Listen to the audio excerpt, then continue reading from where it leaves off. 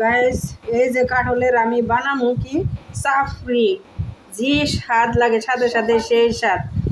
এই যে পেস্ট করে নিলাম, আর এই যে কাঁঠালের গুটি কত, এটি পেস্ট করে দাও।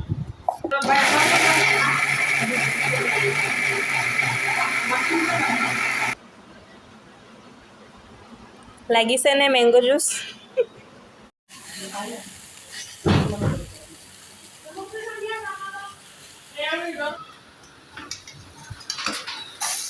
বাহ, উল্টাতে উল্টাতে পুড়ে গেছে, কিন্তু তাও স্বাদ লাগো।